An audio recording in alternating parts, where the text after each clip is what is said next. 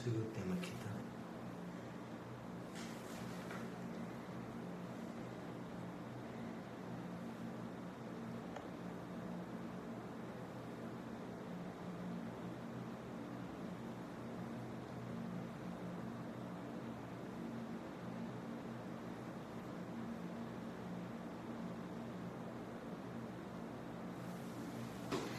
Olá pessoal, boa noite, tudo bom? Estão me ouvindo?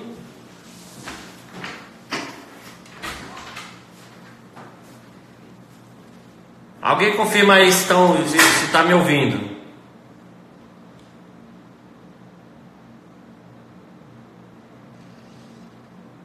Beleza, vamos lá. Pessoal, eu estou tanto no meu Instagram aqui quanto no Instagram do CPIURES, comentando a prova, as questões de direito empresarial da prova de juiz para o Tribunal de Justiça de São Paulo, foi aplicada ontem, ok?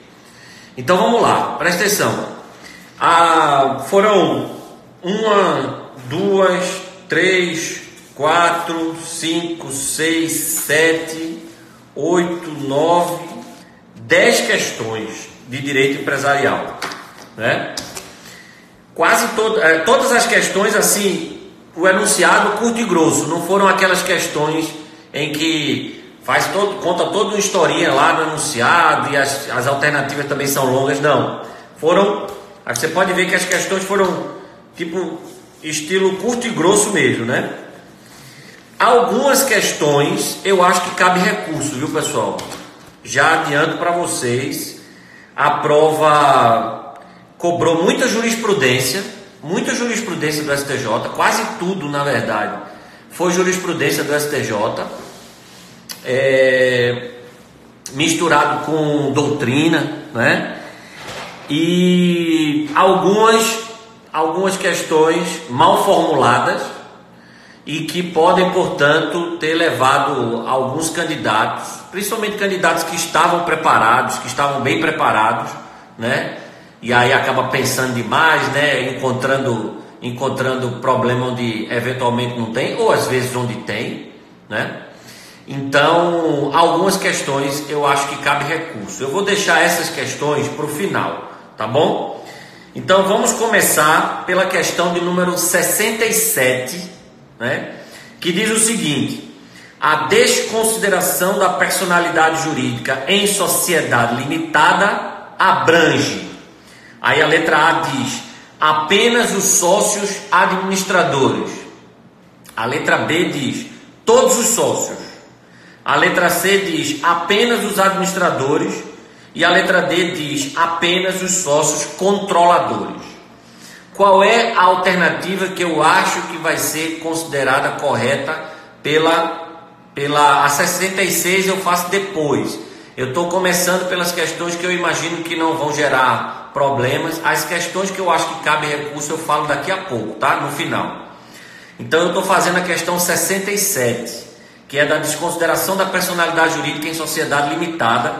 E eu creio que a alternativa correta aí vai ser a letra B, todos os sócios. Por quê? Vamos lá.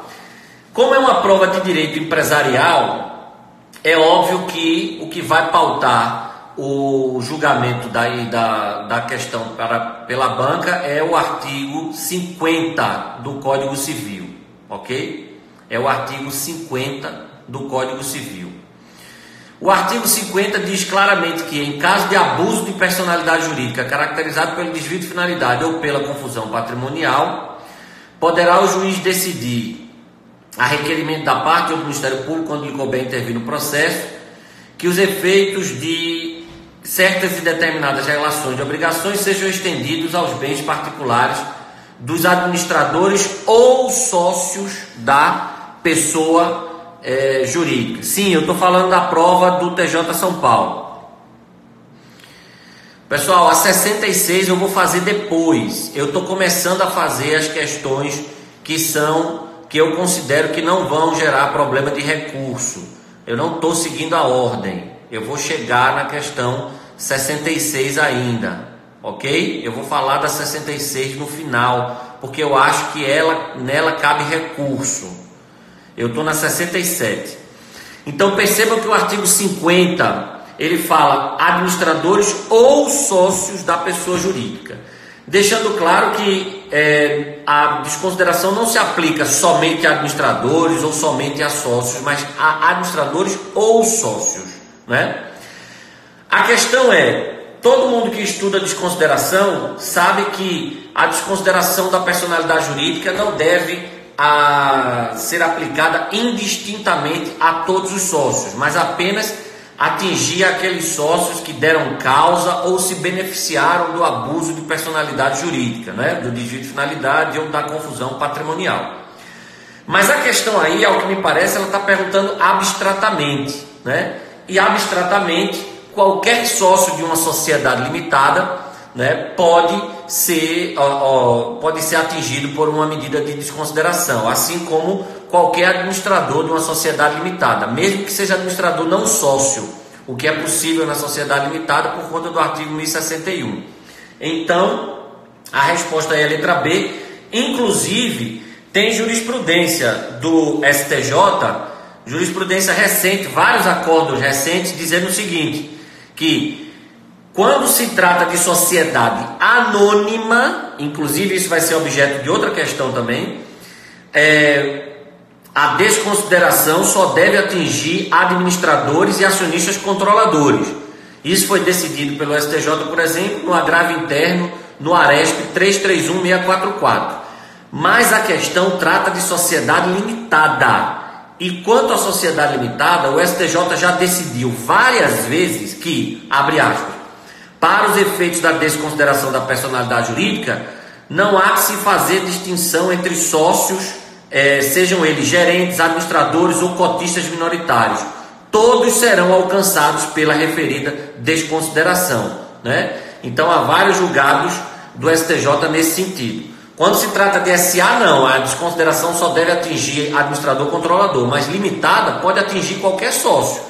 Basta que esse sócio tenha dado causa ou tenha se beneficiado do ato abusivo, não é? No ato que caracterizou o abuso de desconsideração, o abuso de personalidade jurídica. Então, 67, questão 67, letra B de bola, todos os sócios, ok? Creio que essa aí não vai ter mistério.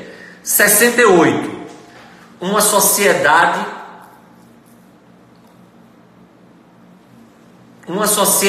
prestadora de serviços de advogado tem a natureza de, letra A, sociedade profissional, letra B, sociedade simples, letra C, sociedade comercial e letra D, sociedade limitada.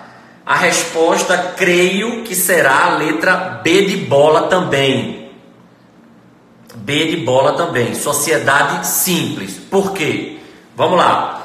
A sociedade de advogados está disciplinada no artigo 15 da Lei 8.906, que é a lei lá do Estatuto da OAB. Na redação original desse artigo 15, que é anterior ao Código Civil, né, a lei é de 94, o artigo 15 dizia que a sociedade de advogados era uma sociedade civil de prestação de serviço de advocacia. Por quê? Porque antes do Código Civil, as sociedades se classificavam em civis e comerciais. Então ela era considerada sociedade civil. Após o Código Civil, a gente não fala mais sociedade civil e comercial, a gente fala em sociedade simples e sociedade empresária. Então o que era sociedade civil passou a ser hoje chamado de sociedade simples. O que era sociedade comercial passou a ser chamado de sociedade empresária. Então, se a sociedade de advogados era considerada sociedade civil, ela sempre foi considerada após o Código Civil uma sociedade simples. Tanto que o artigo 15, que eu estou comentando, teve sua redação alterada há alguns anos e passou a dizer que a sociedade de advogados é uma sociedade simples de prestação de serviços de advocacia, que inclusive agora pode ser sociedade unipessoal, né? Então, o artigo 15 hoje deixa claro que a sociedade de advogados é uma sociedade simples de prestação de serviço de advocacia. Resposta, portanto, letra B de bola. Essa foi a única questão, que eu me lembre, que cobrou da lei aí, que não pegou jurisprudência, nada, né? Questão 69. A utilização abusiva de sociedade anônima não implica na responsabilização dos, aí letra A, administradores, letra B, acionistas partícipes do bloco de controle, letra C, acionistas minoritários e letra D, acionistas proprietários da maioria do capital social. Aí, nesse caso, você vai aplicar o entendimento do STJ, que eu já havia mencionado, no agravo interno no Aresp 331644, que é de 2018, em que o STJ disse que, quando se trata de sociedade anônima, a desconsideração da personalidade jurídica só se aplica a administradores e a acionistas controladores. Portanto, você tira aí a letra C, que são os acionistas minoritários. Então, 69, letra C. Uma crítica que eu faço a essa alternativa. Na letra B, ele fala assim: acionistas proprietários da maioria do capital social. Veja, pessoal, se você vai ler o acórdão do STJ, ele diz que na sociedade anônima a desconsideração só se aplica a administradores e acionistas controladores. Os titulares da maioria do capital social não necessariamente são controladores, né? O artigo 116 da Lei das SA, que define acionista controlador, diz que para você se caracterizar como acionista controlador, você tem que cumprir aqueles dois requisitos, né? Objetivo e subjetivo, né? Então, ser titular de direitos de sócio que lhe assegure maioria nas assembleias e tal, e o segundo, quem efetivamente usa esse poder para dirigir a sociedade, né? Determinar a política negocial da sociedade. Então, a minha crítica é essa. Mas eu creio que essa questão aí quase todo mundo acertou, né? Os acionistas minoritários, em se tratando de sociedade anônima, não vão ser atingidos por uma medida de desconsideração da personalidade jurídica. Ok? Então, resposta letra C da 69. Até agora eu já fiz a 67, letra B, a 68, letra B, e a 69, letra C. Vamos lá. 70. Qual das seguintes sociedades não pode ser objeto de dissolução parcial por iniciativa de sócio dissidente? Essa aqui é outra que eu acho que pode caber recurso, né? Mas eu já vou fazer essa aí, porque essa aí eu acho que é menos polêmica, talvez, do que a 66. Então, a 66 eu vou deixar para o final, essa aqui vamos lá. Ele fala assim: qual das seguintes sociedades não pode ser objeto de dissolução parcial por iniciativa exclusiva de sócio dissidente? Aí na letra A ele diz sociedade anônima de capital fechado, na letra B ele diz sociedade empresária, na letra C ele diz, a Mira está pedindo para eu falar assertiva, porque são provas diferentes. Então vamos lá. Até agora, pessoal, eu respondi a questão 67, que na minha prova a resposta é letra B de bola, que diz todos os sócios. A desconsideração da personalidade jurídica em sociedade limitada abrange todos os sócios. A questão 68, a minha prova diz assim: uma sociedade prestadora de serviço de advogado tem a natureza de... Aí a letra B de bola também é a que diz sociedade simples. Então, sociedade simples.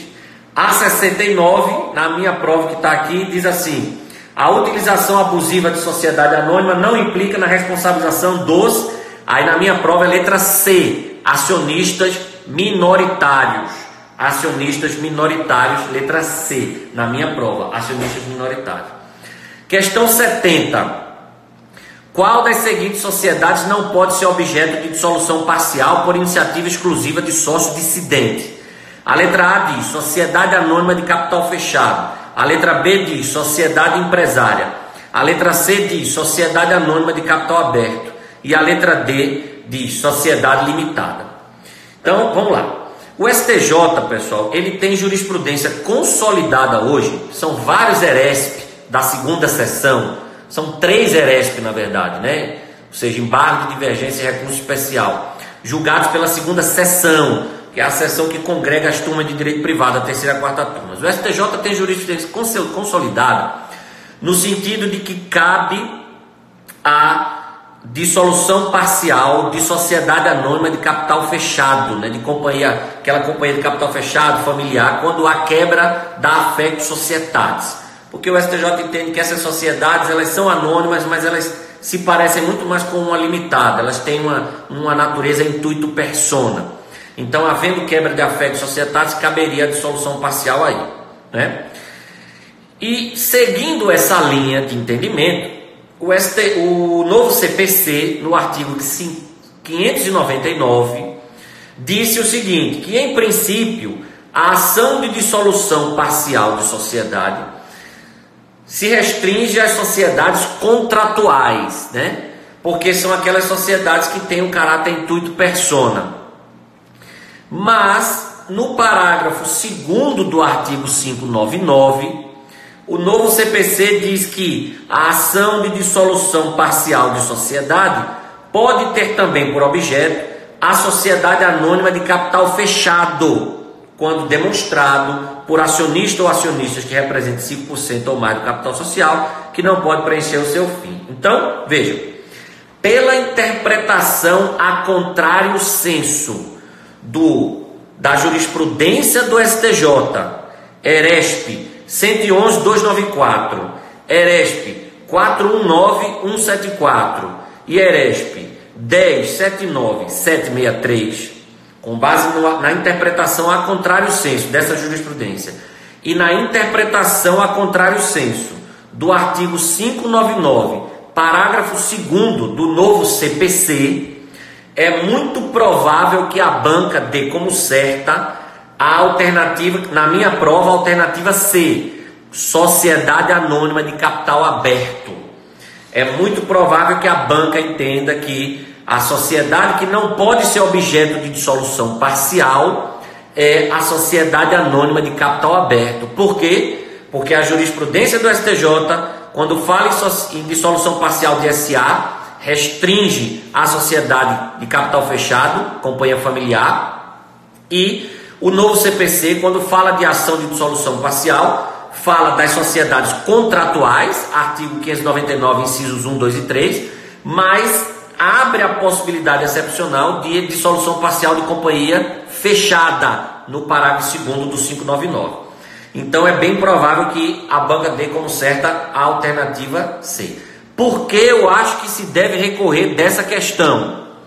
Porque o enunciado fala a ação de dissolução parcial por iniciativa exclusiva de sócio dissidente.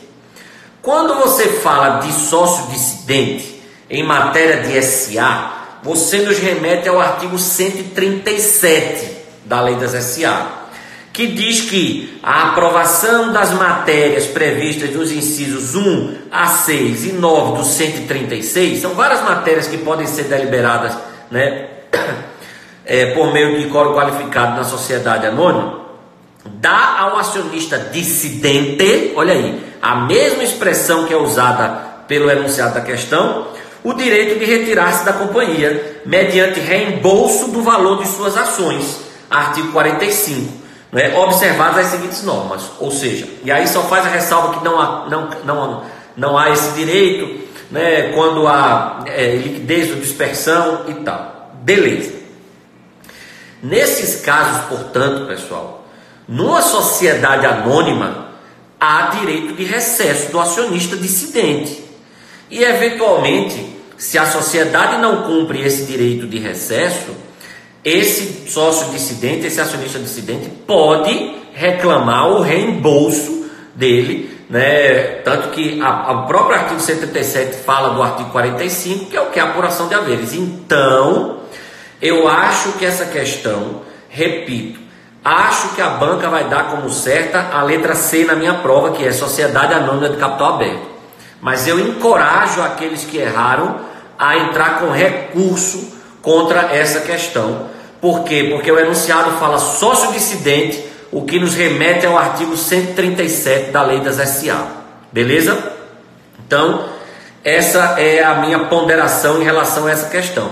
Mas creio realmente que o gabarito vai dar Sociedade Anônima de Capital Aberto, letra C, por conta do que eu falei para vocês. Jurisprudência do STJ e novo CPC, artigo 599, parágrafo 2º, que restringe o cabimento da ação de dissolução parcial na sociedade anônima para as sociedades anônimas de capital fechado, aquelas companhias fechadas em tudo persona.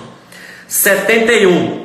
O prazo para a propositura de ação monitória de título de crédito prescrito é, letra D na minha prova, 5 anos. Essa aqui é a jurisprudência conhecida do STJ. Eu coloquei aqui o RESP 101.412, que é o que diz que a ação monitória com base em cheque prescrito tem prazo quinquenal.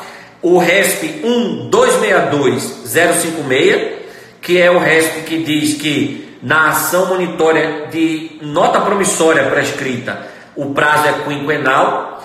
E ainda peguei um outro julgado, que é o agravo regimental no ARESP 679-160, julgado em 2017, bem recente, que diz que a ação monitória fundada em título de crédito prescrito, ou seja, não falou de cheque especificamente de nota promissória, mas título de crédito, exatamente como diz a questão, é subordinada a prazo de 5 anos, ok? Então a resposta aí, na minha prova, letra D, 5 anos. Prazo para propositura de ação monitória de cheque de título de crédito prescrito, 5 anos, essa tranquila. 72. A ausência de indicação da data de emissão em nota promissória. Aqui é jurisprudência do STJ também, certo? A jurisprudência do STJ, interpretando os artigos 75 e 76 da LUG, da Lei Uniforme de Genebra, entendem que a irregularidade formal de ausência de indicação da data de emissão da nota promissória afasta a exigibilidade do título. A falta de indicação da data de emissão da nota promissória afasta a exigibilidade do título. Artigo 75, item 6, combinado com o artigo 76 da LUG, da Lei Uniforme de Genebra. E isso é jurisprudência do STJ. Se quiserem olhar, essa jurisprudência, esse acórdão que eu li aqui para vocês agora foi o agravo interno no ARESP 1.280.469. Agravo interno no ARESP 1.280.469. E é de 2018, tá? De agosto de 2018. Então é bem recente. E eu encontrei vários outros julgados nesse mesmo sentido, ok? Dizendo que se não constar a data de emissão na nota promissória, isso afasta a exigibilidade do título com base no 75, item 6 e 76 da Lei Uniforme de Genebra. Num outro julgado que eu achei, o STJ, há uma explicação de por que isso acontece. Diz o STJ, a data de emissão da nota promissória é essencial para que se possa verificar a capacidade do emitente que assumiu a obrigação, bem assim para a escorreita contagem dos prazos de vencimento nos casos de títulos emitidos com termo certo. Agravo regimental no ARESP 733.863. Então, jurisprudência do STJ. A resposta vai ser letra, vamos lá, na minha prova, a resposta é letra B de bola, torna inexigível como título executivo extrajudicial, né, pessoal? É óbvio que a nota promissória é um título executivo extrajudicial, então nesse caso ela perde sua exigibilidade como título executivo extrajudicial, beleza? Artigo 75, item 6, combinado com o 76 da Lei Uniforme de Genebra, jurisprudência do STJ, né? Por exemplo, agravo interno no ARESP 1.280.469, por exemplo, agravo regimental no ARESP 733.863.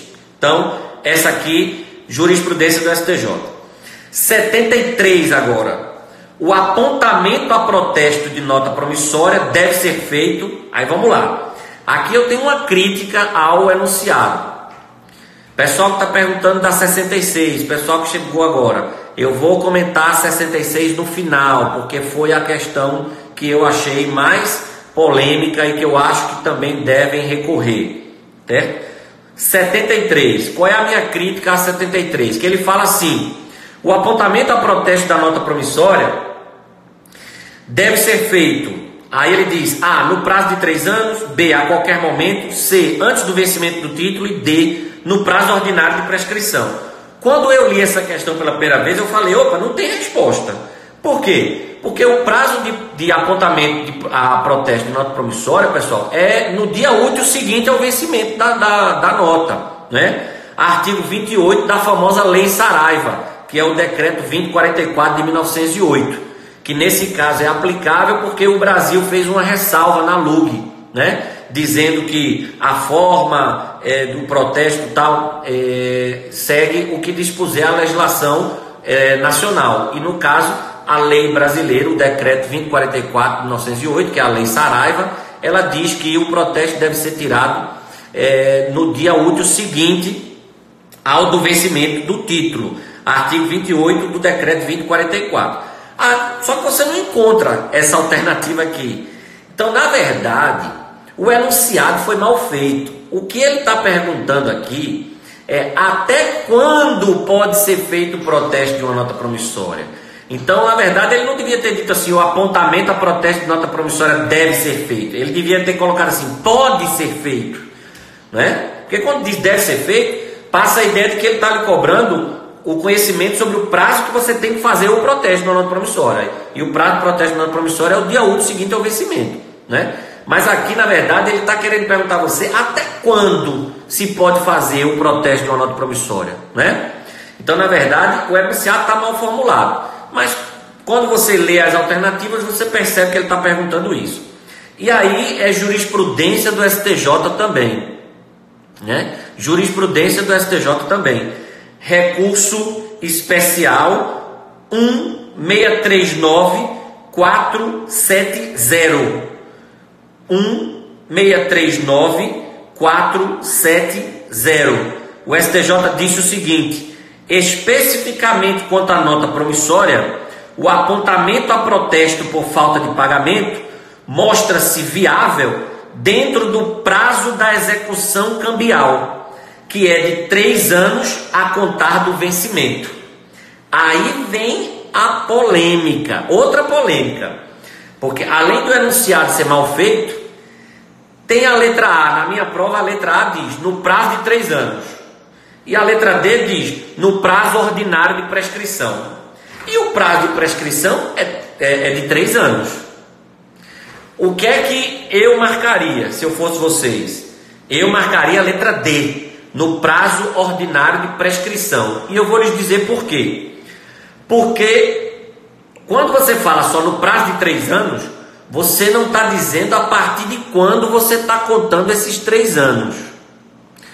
Já quando você diz no prazo ordinário de prescrição, aí você está dizendo que é o prazo de 3 anos a contar do vencimento, né? Nos termos lá do artigo 70 da LUG. E quando você vai olhar o voto desse recurso que eu mencionei para vocês, que é exatamente o recurso de onde a banca tirou essa questão com certeza, o voto diz assim: o protesto será viável enquanto não prescrita a ação executória. Ou seja, é mais aconselhável você marcar a alternativa que diz o prazo ordinário de prescrição, porque aí está claro que são 3 anos a contar do vencimento, do que você marcar uma alternativa só que diga no prazo de 3 anos, né? Então, eu creio que a banca vai dar como certa alguém anotou o número da jurisprudência? Recurso especial 1639470. Olha, no meu Instagram aqui, o Edvanilson está falando, prazo ordinário não é o do 205 do CC de 10 anos? Veja, aqui ele fala de nota promissória. Então, você pode entender que o prazo ordinário de prescrição que ele está falando é o prazo ordinário da nota promissória, que é de 3 anos a contar do vencimento, nos termos do artigo 70 da LUG. Pessoal, é difícil a gente entrar na cabeça do examinador, né?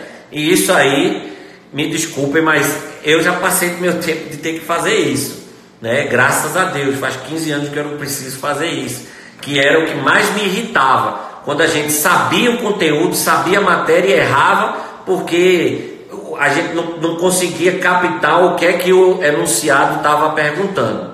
Então, o Edvanilson está dizendo aqui no meu Instagram, eu entendi que quando ele falava prazo ordinário de prescrição, ele estava se referindo ao prazo de 10 anos, e assim ele marcou 3 anos. Beleza. Pessoal, o que é que eu quero dizer a vocês nessa questão? O STJ disse no RESP 1639-470 que você pode apontar para protesto na nota promissória enquanto não prescrita a ação cambial. E o prazo de prescrição é de 3 anos a contar do vencimento. A alternativa A diz no prazo de 3 anos. Não fala a contar do vencimento, mas diz no prazo de 3 anos. A letra D fala no prazo ordinário de prescrição. Se você está se referindo ao prazo ordinário de prescrição genérico, 10 anos. Então não é essa a alternativa. Se você está se referindo ao prazo ordinário de prescrição da nota promissória, né? Já que a questão fala da nota promissória, aí artigo 70 da LUG, 3 anos a contar do vencimento. Enfim, eu acho que essa questão, se você errou, se fosse você, eu recorreria, né? Porque é complicado. Você pode interpretar, como eu, por exemplo, numa primeira leitura interpretei, que prazo ordinário de prescrição aqui, quando ele está falando, ele está falando ao prazo ordinário de prescrição da nota promissória. Então, 3 anos a contar do vencimento. Se você entendeu como o Edvanilson, corretamente também entendeu, o seu raciocínio, Edvanilson, não é errado não. Não, o Edvanilson falou, não, quando ele falou prazo ordinário de prescrição, eu estou entendendo que é o prazo ordinário de prescrição do Código Civil, né? 10 anos então não é, são 3 anos. Então aqui fica essa dúvida. Se a banca vai entender que a alternativa que diz no prazo de 3 anos é a correta, ou se ela vai entender que no prazo ordinário de prescrição é a correta, porque aí ela está considerando o prazo ordinário de prescrição da nota promissória, que é de 3 anos a contar do vencimento. Beleza? Então, é isso. Não tenho bola de cristal para saber como é que a banca vai, como é que ela pensou isso aqui, mas estou dando para vocês o fundamento. Isso para mim eu acho que é o mais importante para vocês, e eventualmente esse fundamento pode ajudar vocês a interpor recurso. Então, ó, várias pessoas estão dizendo aqui, tanto no meu Instagram quanto no Instagram do CPURES, que marcaram 3 anos porque entenderam que quando ele falava lá prazo ordinário de prescrição era o geral do Código Civil 10 anos. Pessoal, eu concordo, eu acho essa interpretação de vocês absolutamente correta, né? E, inclusive, se eles derem, por exemplo, a letra D, se fosse vocês, eu recorreria. Eu diria, ei banca, quando você coloca prazo ordinário de prescrição, eu entendi que são 10 anos, meu amigo. Então, não pode não, seriam 3 anos, porque o STJ disse 3 anos no acórdão. Então, beleza? Vamos lá, exatamente, Bruno, vamos para a próxima, porque o que é importante é o fundamento. Eu já passei o fundamento para vocês. Quando sair o gabarito, né, vamos ver o que é que ele vai dizer, vocês têm eventual fundamento para interpor recurso. O que importa é vocês anotarem o resto do STJ, 1639470, certo? 74. Em sociedade limitada por tempo indeterminado, a retirada de sócio, essa é tranquila, pessoal, artigo 1029 do Código Civil, né? Quando a sociedade é por tempo determinado, o sócio só pode exercer o direito de retirada se demonstrar judicialmente justa causa. Mas como a questão fala de sociedade limitada contratada por prazo indeterminado, é direito potestativo, né? Ele apenas precisa comunicar os demais sócios, né? Ele notifica os demais sócios, né, que quer sair e acabou-se. Vai respeitar lá aquele prazo de 60 dias, né? Então, artigo 1029 na cabeça. Se você está com dúvida, só pela leitura do 1029, anote esse recurso especial aí, ó, julgado em 2018, 1.403 1.403.947, que o STJ disse claramente: o direito de retirada imotivada constitui direito potestativo à luz dos princípios da autonomia da vontade e da liberdade de associação. RESP 1.403.947. Então, 1029 do Código Civil, jurisprudência do STJ, o direito de retirada na sociedade limitada por prazo indeterminado é um direito potestativo. Na minha prova é letra D de dado. Na minha prova, direito potestativo D de dado. Beleza? Então vamos lá. Para terminar, a 75, depois eu vou falar da 66, né? No contrato de franquia, aí ele diz, letra A: aplicam-se as disposições do Código de Defesa do Consumidor em favor do franqueado. Errado. Contrato de franquia é um contrato empresarial. Portanto, a relação é de fomento econômico e não de consumo. Portanto, não se aplica o CDC na relação franqueador-franqueado. Tem até RESP sobre isso, RESP 1602076. RESP 1602076, certo? O contrato de franquia, por sua natureza, não está sujeito às regras protetivas do CDC, pois não há relação de consumo, mas relação de fomento econômico. RESP 1602076. Então, letra B: não são aplicáveis as regras dos contratos empresariais. Errado. São aplicáveis sim as regras dos contratos empresariais, porque o contrato de franquia é um contrato empresarial. Franqueador e franqueado são empresários e o objeto é o exercício da atividade econômica. Letra C: não há solidariedade entre o franqueador e o franqueado em relação a danos causados ao consumidor. Errado. O STJ entende que a relação do franqueado com o consumidor final dos seus produtos e serviços é, obviamente, relação de consumo. E o STJ entende que, como o franqueador exerce uma direção, né, na atividade, ele responde solidariamente com o franqueado por eventuais danos decorrentes do contrato de franquia. Beleza? Isso está, por exemplo, no RESP 1426578. RESP 1426578. Aqui, ó, o STJ diz: cabe às franqueadoras a organização da cadeia de franqueados do serviço, atraindo para si a responsabilidade solidária pelos danos decorrentes da inadequação dos serviços prestados em razão da franquia. Beleza? Então, letra C errada. Só resta a letra D, que diz: é válida a cláusula de eleição de furo. É válida a cláusula de eleição de furo.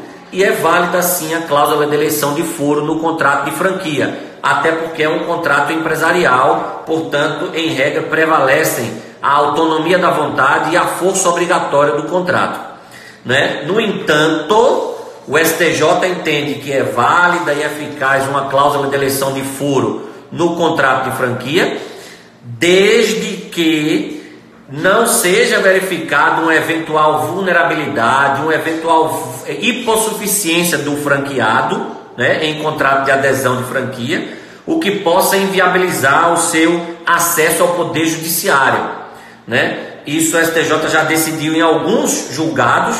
Eu trouxe um para vocês aqui: o agravo interno no ARESP 935542. Agravo interno no ARESP 935542. O STJ diz: a cláusula de eleição de foro incerta em contrato de adesão é, em princípio, válida e eficaz, salvo se verificada a hipossuficiência do aderente, inviabilizando, por conseguinte, seu acesso ao poder judiciário precedentes. E era o caso era contrato de franquia. Então, é válida, é eficaz, salvo se houver hipossuficiência, vulnerabilidade do franqueado, o que pode fazer com que o STJ anule a cláusula de eleição de foro. Mas como a letra D disse assim: é válida a cláusula de eleição de foro, em princípio está certo, é válida, né? É válida a cláusula de eleição de foro. né? Minhas críticas a essa questão 75. Não acho que cabe recurso aqui, seria forçar demais, mas eu tenho críticas. Vamos lá. Primeira ele diz, é válida a cláusula de eleição de foro, mas quem estuda bastante sabe que o STJ anula a cláusula de eleição de foro em franquia quando há hipossuficiência ou vulnerabilidade, como eu acabei de mencionar, né? Então, além disso, na letra C, quando ele diz que não há solidariedade entre franqueador e franqueado em relação a danos causados ao consumidor, ele foi muito genérico. O STJ diz que há solidariedade quando os danos são decorrentes da relação de franquia, né? Então, são decorrentes da prática do ato do franqueado que tem a ver com o contrato de franquia. Então, assim, críticas a essa questão 75, embora não acho que seja suficiente para interpor recurso. Quem conhecia a jurisprudência sabia que cláusula de eleição de foro em franquia é válida, tem aquela ressalva de que ela pode ser anulada em caso de hipossuficiência, vulnerabilidade do franqueado, tudo, mas da forma como a questão colocou, dava para você saber que era a letra D, né? A alternativa é válida a cláusula de eleição de foro, né? Assim, eu acho, né? Pode ser que eu quebre a cara aqui e não seja isso o gabarito, mas eu creio que o gabarito vai ser esse. No contrato de franquia é válida a cláusula de eleição de foro. Vamos então agora para a questão 66, que diz assim: a filial de uma sociedade anônima tem a natureza de uma, letra A, na minha prova, subsidiária integral. Não, a subsidiária integral é uma sociedade anônima que tem como único sócio uma outra sociedade brasileira, né? Artigo 251 da Lei das SA. Então não é o caso, filial não se confunde com subsidiária integral. Subsidiária é uma subsidiária em que 100% do capital é da controladora, né? Ou seja, o único sócio dela é uma outra sociedade, artigo 251 da Lei das SA. Letra B, universalidade de fato. Pessoal, eu tenho um feeling de que a resposta vai ser essa, embora eu não concorde. Por que o meu feeling é de que a resposta vai ser essa? Porque tem um acórdão do STJ que foi proferido num recurso especial julgado sob a sistemática dos recursos repetitivos, relatado pelo ministro Mauro Campbell, que diz o seguinte, eu vou ler aqui para vocês. A filial consiste, conforme doutrina majoritária, em uma universalidade de fato, não ostentando personalidade jurídica própria, não sendo sujeito de direitos, tampouco uma pessoa distinta da sociedade empresária. Nesse julgado, o STJ estava discutindo a possibilidade de você fazer bacejude, né, na conta da matriz em virtude de dívida da filial ou vice-versa. Não lembro exatamente agora se era uma coisa ou outra, mas era isso, era discutindo bacejude. E o STJ decidiu isso. Eu fui ver o voto. O voto, ele diz o seguinte: ele trata a filial como estabelecimento. E estabelecimento, e aí ele pega uma passagem do Fábio Lhoa Coelho, dizendo que estabelecimento é universalidade de fato. E daí ele conclui que filial é universalidade de fato. A questão é, a legislação brasileira utiliza os termos filial, sucursal e agência em alguns artigos, como no artigo 969 do Código Civil, e ela dá uma configuração diferente. E até na prática, a filial tem uma configuração diferente disso que o STJ disse nesse julgado, né? A filial, ela tem um CNPJ próprio, ela pode ter destaque de capital, ou seja, ela pode ter um capital social diferente da matriz, né?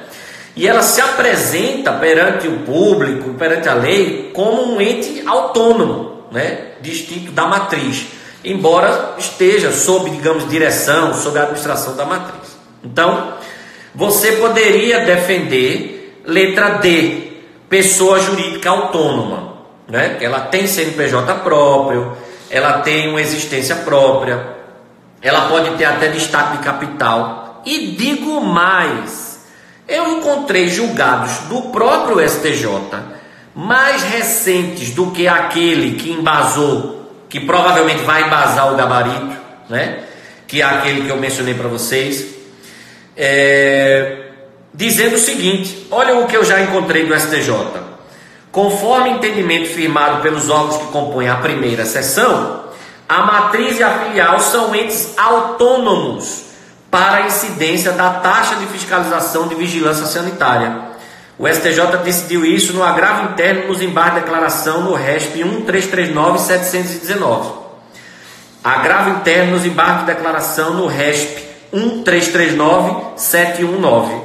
O STJ diz: conforme entendimento firmado pelos órgãos que compõem a primeira seção, a matriz e a filial são entes autônomos para a incidência da taxa de fiscalização da vigilância sanitária. Em outro recurso, no agravo regimental no RESP 100-690, agravo regimental no RESP 100-690, que é de 2007, aquele outro julgado que eu dei para vocês é de 2008, o STJ diz que, para fins fiscais, matriz e filial são considerados entes autônomos, né? Então, vejam, você tem um recurso do STJ, que é de 2013, né, que foi julgado sob a sistemática dos recursos repetitivos, que é o recurso especial 1355812, recurso especial 1355812, em que realmente o STJ diz que a filial é uma universalidade de fato, né, que não tem personalidade jurídica própria, etc. Existe realmente esse acórdão do STJ. Então é bem provável que a banca diga que a resposta certa é, na minha prova aqui, a alternativa B, universalidade de fato. Por que eu, André, não concordo e porque eu, André, encorajo aqueles que erraram a fazer recurso? Vamos lá. Primeiro, a doutrina empresarialista entende que filial é uma unidade, é uma sociedade que atua sob a direção de outra, né, sob a direção da matriz, mas que possui personalidade jurídica e patrimônio próprios, né, preservando sua autonomia diante da lei e do público. Aliás, é isso que eu digo no meu livro, né, e tenho outras referências para corroborar esse entendimento. Na prática, inclusive, a filial ela tem CNPJ próprio. Ela pode ter destaque de capital, né? Tá a cláusula de destaque de capital, capital destacado. Hoje já se admite até pela regulamentação infralegal do DREI que a filial tenha um objeto diferente, né? E mais, se você pega o acórdão do STJ que disse que filial é universalidade de fato, você vai ver que esse acórdão faz uma certa confusão. Ele cita uma passagem de Fábio Lhoa Coelho falando de estabelecimento empresarial, que é universalidade de fato. Aí, como ele diz que filial é estabelecimento, aí ele diz que filial é universalidade de fato. E outra, é um acórdão que julga um caso muito específico para saber se cabe bacenjude nas contas da matriz, poder da filial, um negócio assim. E percebam, pessoal, todos esses precedentes que eu mencionei para vocês são das turmas de direito público do STJ, que analisaram questões tributárias, né? São processos que julgavam questões de direito tributário. Ah, André, mas aplicou aquele artigo 109 do CTN que usa os conceitos de direito privado e tal. Então, enfim, vai dar confusão essa questão, né? Acho que na minha cabeça já deu. E digo mais, para terminar, olha a cereja do bolo.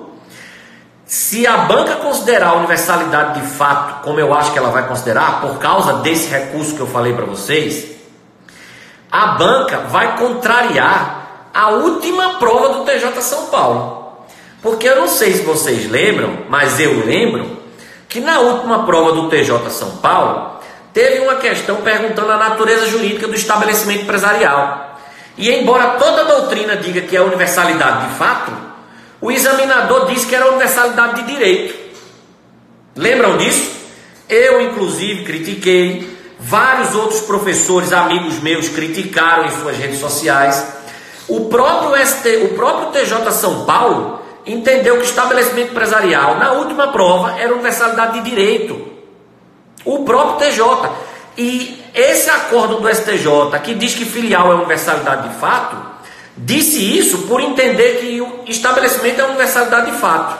Ou seja, tem tanta confusão aí, pessoal. Olha, quais são as confusões que tem? Primeiro, o acórdão é de 2013, analisando uma questão super específica de direito tributário e diz que é universalidade de fato porque considera filial o estabelecimento. Na verdade, ele está falando de estabelecimento empresarial, que é universalidade de fato. Aí ele diz que é. Segundo, na prática, a filial é autônoma. Tem CNPJ próprio, pode ter destaque de capital, pode ter até objeto distinto. Terceiro, o próprio STJ, em outros julgados, quando discute outras coisas, como eu mostrei aqui a vocês, diz que matriz e filial são entes autônomos, né? Disse isso no recurso especial, no embargo de declaração, no recurso especial 1339719, né? Agravo interno no embargo de declaração, no recurso especial 1339719. Disse isso no agravo regimental do RESP 1006690. Então o próprio STJ não concorda 100% com essa coisa de que a filial não é autônoma em relação à matriz. E mais, para completar a cereja do bolo, no último concurso do TJ São Paulo, o examinador disse que estabelecimento empresarial era universalidade de direito. Agora ele vai dizer que filial é universalidade de fato porque filial é estabelecimento? Veja que confusão. Então, por isso que eu, desde já, estou questionando essa questão 66, por toda essa lambança que ela fez. Quem precisar depois de maior detalhamento, entre em contato comigo por direct, aí eu ajudo vocês num eventual recurso. Então, para resumir, porque daqui a pouco meu tempo acaba, questão 66. Creio que a banca vai dizer que a resposta é universalidade de fato, por conta do recurso especial 1355-812. Recurso especial 1355-812. Mas eu acho que essa questão deve ser anulada por uma série de lambanças que eu expliquei aqui a vocês. Questão 67. Da desconsideração da personalidade jurídica ilimitada. Abrange todos os sócios. Artigo 50 e jurisprudência do STJ que eu mencionei aqui para vocês. RESP 1.250.582. Questão 68.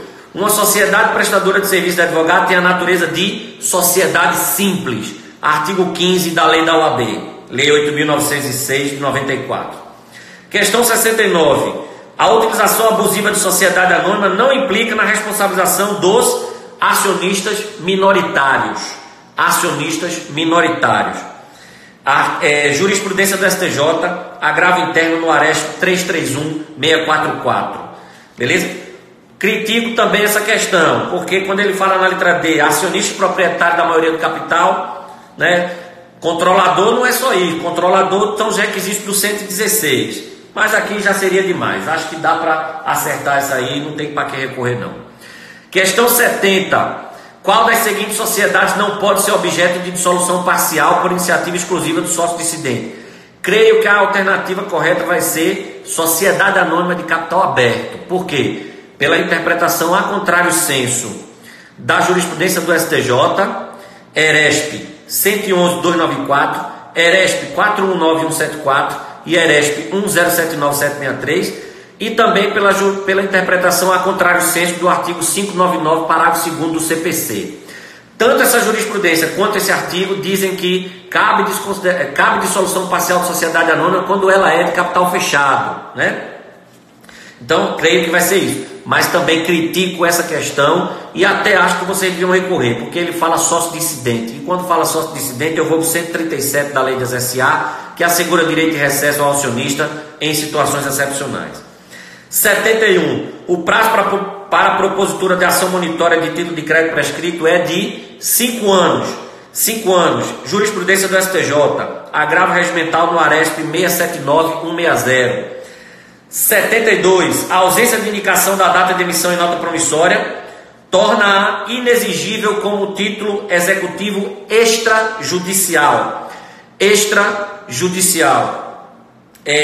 Jurisprudência do STJ, vários recursos. Eu cito para vocês um aqui, que é o agravo interno no ARESP 1.280.469. agravo interno no Aresp 1.280.469. Também o agravo regimental no Aresp 733.863.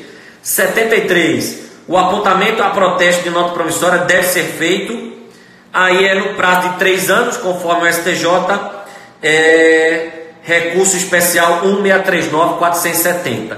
Mas, se você entender que quando ele fala lá no prazo ordinário de prescrição, ele está se referindo ao prazo ordinário de prescrição da nota promissória, que é 3 anos a contar do vencimento nos termos do artigo 70 da LUG, né? Vamos ver o que é que eles vão dizer. Eu acabei concordando com a maioria de vocês aí, que eu acho que ele agora vai dizer, vocês me convenceram que ele vai dizer no prazo de 3 anos, mas fica a dica também aí para um eventual recurso, né? E o que importa é você saber o fundamento. O fundamento é recurso especial 1.639.470. 74. Em sociedade limitada por tempo indeterminado, a retirada de sócio é direito potestativo. É direito potestativo. Artigo 1029 do Código Civil e jurisprudência do STJ, recurso especial 1403.947. Recurso especial 1403.947. Finalmente, no contrato de franquia, é válida a cláusula de eleição de foro. É válida a cláusula de eleição de foro, jurisprudência do STJ. Mas eu critiquei também essa questão, por quê? Porque o STJ diz que é válida, salvo se não houver hipossuficiência, salvo se houver hipossuficiência ou vulnerabilidade do franqueado, porque nesse caso a cláusula de eleição de foro pode ser anulada. E também porque na alternativa que ele diz que não há solidariedade entre franqueador e franqueado em relação a danos causados ao consumidor, ele não especificou que tem que ser danos causados decorrentes da franquia, né? Que é o que o STJ diz. Recurso especial 1.426.578 e agravo interno no Aresp 935.542. São os dois recursos que eu acho que ajudam a responder essa questão 75. Pessoal, desejo a todos boa sorte. Tomara que vocês tenham feito uma excelente prova, tenham acertado as questões, o máximo de questões possíveis.